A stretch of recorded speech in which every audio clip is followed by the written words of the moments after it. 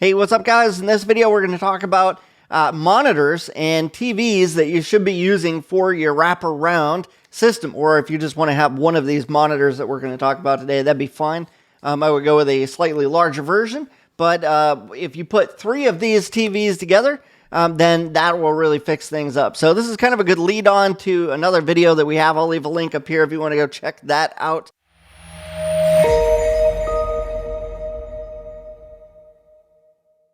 But I did have an email from somebody, and it was a previous buyer, somebody that's in the Flight Sim Academy.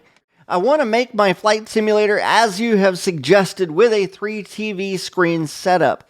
My question is, what type of TVs would you recommend for high resolution and performance? 60 Hertz, 120 Hertz, 140 Hertz, 144 Hertz, QLED, OLED, size 55 inches, 65 inches, 70 inches, etc. Oh yeah, and is brand important? And any info is much appreciated. Thanks again. Have a great day. A lot of info. I'm going to definitely go hopefully above and beyond with this one. But first, hit that like and subscribe button. The like, specifically, you don't even have to like the video, but if you like it, it hits the algorithm. It'll get out there. Hit that subscribe button so that you don't miss out on any future content, any future videos. I am trying to hit 4,000 subscribes by the end of 2025. I think that'd be a really great goal to hit. I'm going to have to grind. So if I'm going to grind and hopefully help you guys out and get you guys a new flight sim by 2026, it'd be helpful to get us subscribed. So hit that subscribe button. So here's what we're going to do. I am going to go through and just kind of talk about these questions and answer them. Just me and you, just having a friendly conversation. And then later I might be able to go further in depth on these to be able to help out. So the first thing that we want to talk about is the refresh rate with these. So what is refresh rate? What exactly is that? And how does it work? The refresh rate is going to be the higher the number you get, like 60 hertz, 120 hertz, 144 hertz, etc. The higher that refresh rate, the less screen tearing you're going to see, the less basically the more buttery the visuals are going to be, and the less Hey, what's up, future Matt here. So I was editing this and I just sound like I'm rambling about refresh rate, like I have no idea what I'm talking about. Like I have a pretty good idea that I knew what I was talking about, I just really didn't. So here's what you're looking for. The 120 is kind of going to be your sweet spot. Anything more than that's great, but it's really not going to have that much of an effect on your flight simming experience. So you could go to a 144 or 240. That's great, but it's really not going to do a ton for you unless you're playing another game that supports that, because you can get a higher frames rate or a higher FPS, so frames per second. So basically the GPU is drawing the frames per second, so you might be able to hit on a regular basis 60. You might be able to push, if you have the GPU resources to hit it, you might be able to hit 120 frames per second. Putting the 120 refresh rate, because that's what the screen is actually going to show you, it'll put that into perspective. That's where your sweet spot is. So it might be a good idea. Even then, you're pushing things hard to get that 120, but a 144 is going to future-proof things, make everything good. So anyway, those are my thoughts. That's what refresh rate's going to do for you. Let's go back to the video. Let's talk about different panel types. So, hey, if you guys want to get to know me a little bit better, I've got a community over on Skool. It's called the Freedom Launch Lab. Basically, we talk about flight sims, marketing, plane building, anything that's interesting. It's a place to connect, ask questions, hang out with like-minded people. If you want to come over there, I'd love to have you guys. I'll leave a link down in the description. Come join us.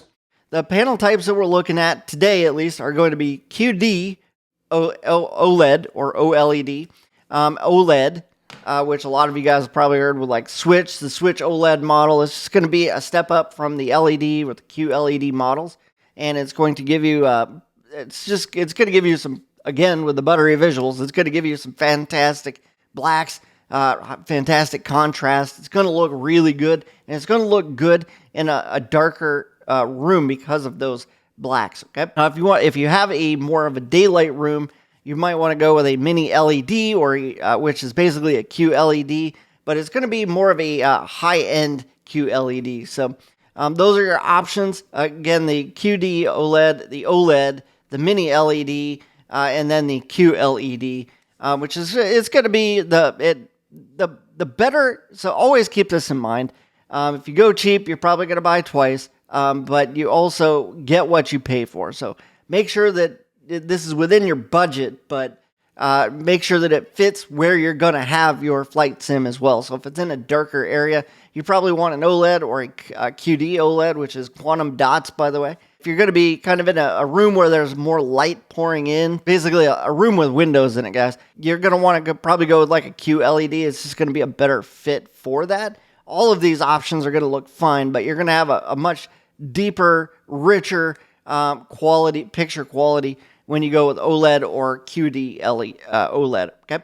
And so let's just keep that at that. Let's talk about screen size. So in the email that was asked there, we talked about, what's best, 55, 65, 75, 85, whatever it is. Really, you can get a pretty realistic cockpit with a 55-inch, but you're probably going to be sitting a little bit closer to it. So 50, if you're going to do a full immersion wraparound deal, I think 65-inch might actually be a good way to go, 60 or 65, or something in that area. So just something to think about, 55 inches. If you sit close, 65 if you want that max wraparound, that full. Let's talk about the GPU. Let's gonna give you guys a little bit of a reality check here.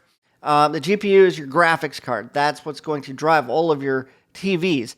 We're talking about 65-inch 4K TVs here.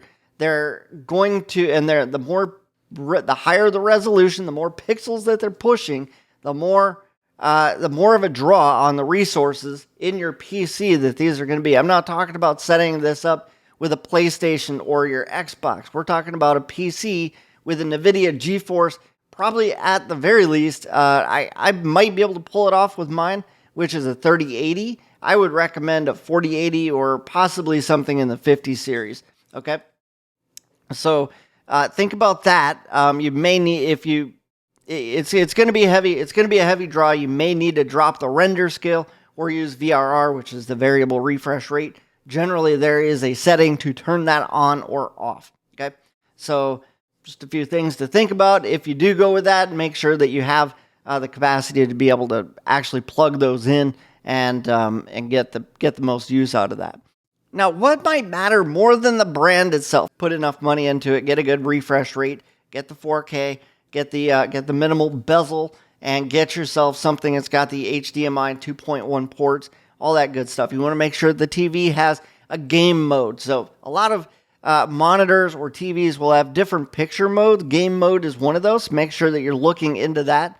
Basically, it's preset controls, positions for all of your brightness, your contrast, the variable refresh rate. So just make sure that it has a good game mode to be able to play your graphics the best that it can be, okay? And the other one is VRR, variable refresh rate. Which brand is going to make the most sense for you? Again, there's 3 different versions that we're looking at. One is Samsung, the LG, and the other one is Sony, okay? Samsung's most likely going to give you the best QD OLED and mini LED experience that you can get. So if you have the ability to get that, it's going to be good for inside. It's going to give you the best picture quality. It's probably also going to be up there in price. Okay, LG is going to give you the best traditional OLED. That is very reliable. LG is known for their OLEDs and deep, dark, rich blacks and high contrast units. Okay, let me go show you the couple that I found on Amazon real quick while I hopefully have a little bit of time left. So the Samsung OLED here is a 65-inch class OLED. It is S90F. There's also an S95, I believe, F. Those are 4K smart TVs, 2025 models, and they're going to ship it to you. And I could have that within the week. So order 3 of those, you're going to get a pretty good deal. The Sony Bravia 8. This one actually is considered QD OLED. And actually, you probably want to... This might be an okay deal. And like they said, Sony is coming out a little bit more expensive on that. This is actually a $2,700, almost $2,800 monitor or TV. And it's probably a beautiful TV. I have no doubt in my mind that this would be a beautiful 65-inch TV to have and use in your house, okay? For your flight simming experience. So check that out when you guys get a chance. The LG let's take a look just out of curiosity. Let's see what LG has. And I think LG calls their monitors WOLED as well. So let's just see what they have. Let's see LG OLED 55 LED OLED. All right, so it looks like they've got their OLEDs. Personally, would probably go with Samsung. I've always been a Samsung person, just because it's a good price to quality ratio there. If you have like unlimited funds, throw your money at that Bravia 8 II. Probably would be a pretty good unit as well. However, you're going to put a lot more money into it. Okay, those are my thoughts. Hope that helps. I really look forward to helping you guys get your next flight sim built. And if you have any questions, let me know down in the comments.